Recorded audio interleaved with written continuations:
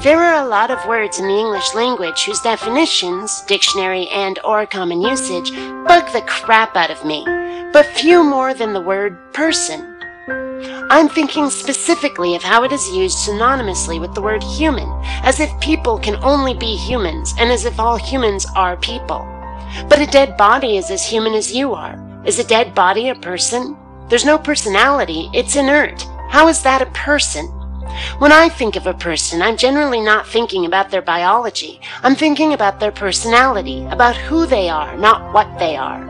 And by that standard, I've known felines who are better people than most humans. And if humanity ever encounters intelligent alien life and establishes relations with them, if you could get to know them, befriend them, value their existence, would they not be people? One of the definitions on dictionary.com specifically states a human being as opposed to an animal or thing. This one especially bugs me for multiple reasons.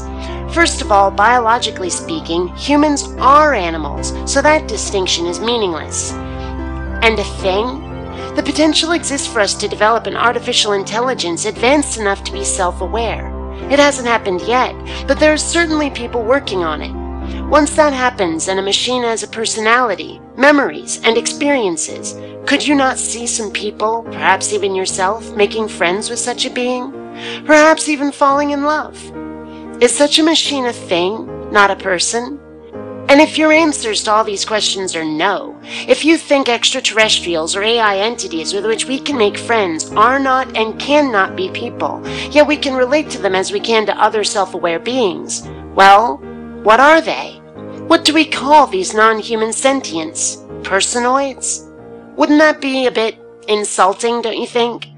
I mean, to their faces, we're essentially telling them that they're not welcome in our club.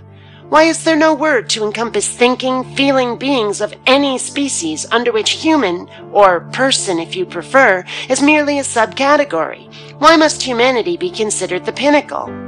I say that if there's a personality, there's a person. Shy cat, happy cat, scaredy cat, they're people. Scary alien, goofy alien, friendly alien, they're people. That's the only way I can see it that matches what the reality would be. But I want to know what you think. What makes someone a person?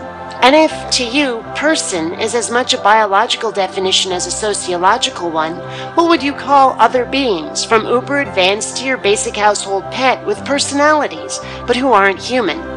Just because humans have clearly risen to the top on Earth, don't just automatically assume that humans are the top of the galactic food chain and make the terminology match that assumption. Instead, approach interspecies relations in a more egalitarian way. And please, think.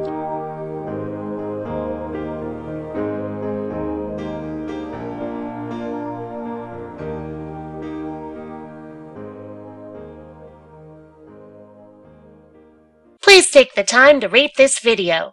And hey, if you dig what I do, subscribe. You might also enjoy my webcomic, The Adventures of Kinneara Baxter. You'll find a link in the info bar. Droids don't pull people's arms out of their sockets when their videos aren't rated. Bionic dances are known to do that.